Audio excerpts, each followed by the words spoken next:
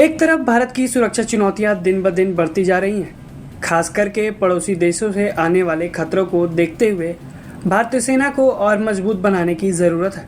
हाल ही में हुए ऑपरेशन सिंदूर ने यह साफ कर दिया कि भारत अब आतंकवाद के खिलाफ जवाब तगड़ा देगा।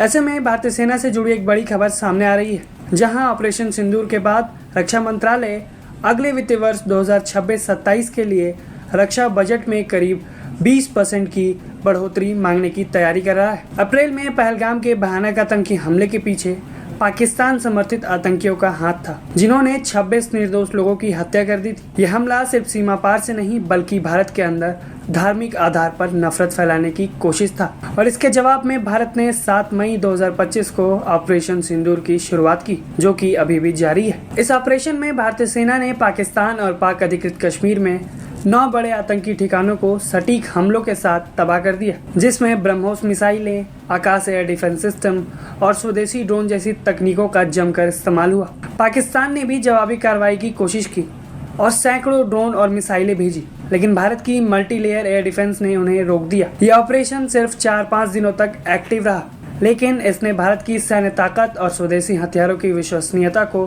पूरी दुनिया को दिखा दिया। ऑपरेशन सिंदूर ने यह साबित कर दिया कि भारत अब पुरानी नीतियों से आगे बढ़ चुका है। अब भारत आतंकवाद के खिलाफ सीधा और तेज जवाब देता है। प्रधानमंत्री नरेंद्र मोदी ने इसे नया नॉर्मल कहा है। आतंकियों और उनके समर्थकों में अब कोई भी फर्क नहीं करता है भारत। अभी सवाल है कि रक्षा बजट में अगर बढ़ोतरी होती है तो इसकी अभी जरूरत क्यों आन पड़ी है? तो इसका जवाब है ऑपरेशन सिंदूर से मिले हुए सबक, जिन्होंने बताया कि कैसे ड्रोन हमलों का खतरा बढ़ गया है, जिसके लिए एयर डिफेंस सिस्टम को और मजबूत करने की जरूरत है। और इसके साथ ही लंबी दूरी की हमलावर हथियार यानी कि स्टैंड ऑफ वेपन्स की कमी भी इस ऑपरेशन में महसूस की गई थी, जो बताती हैं कि तेजी से मॉडर्नाइजेशन और सैन्य तैयारी बढ़ाने की आवश्यकता है। इसको देखते हुए रक्षा सचिव राजेश कुमार सिंह ने हाल ही में कहा कि भारत का टफ नेबरहुड और लंबी अवधि की सुरक्षा जरूरतों को देखते हुए बजट में बढ़ोतरी चाहिए। उन्होंने उम्मीद जताई है कि वित्त मंत्रालय इसका समर्थन करेगी। मौजूदा समय में यानी वित्तीय वर्ष 2025-26 में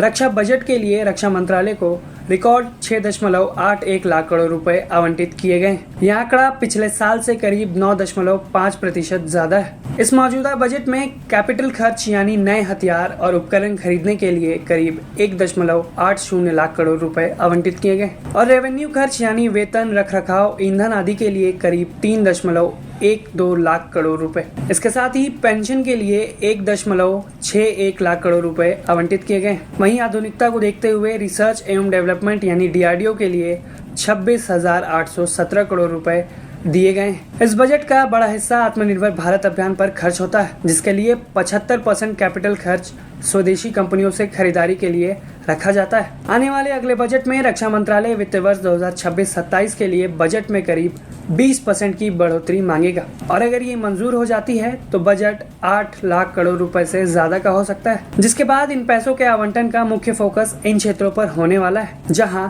नए ड्रोन और एंटी ड्रोन सिस्टम जैसे हमलावर ड्रोन, कामिकाजे और सर्विलांस ड्रोन खरीदे जाएंगे।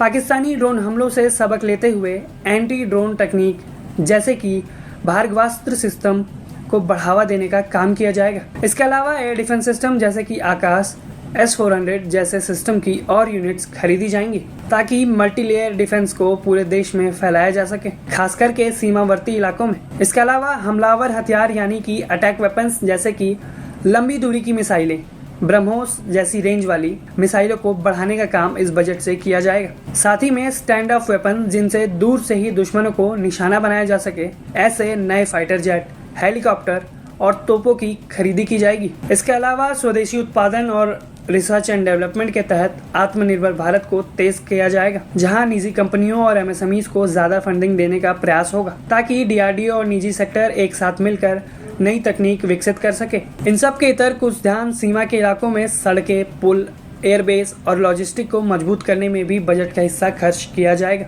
भारत की 17% विश्व जनसंख्या की रक्षा के लिए सिर्फ 3% वैश्विक रक्षा खर्च होता है, जहां चीन लगभग 12% तक खर्च करता है। ऑपरेशन सिंदूर ने दिखाया कि स्वदेशी हथियार कितने प्रभावी हैं, लेकिन ये भी बताया कि इन हथियारों के लिए और निवेश की जरूरत है, ताकि सेना हमेशा तैयार रह सके।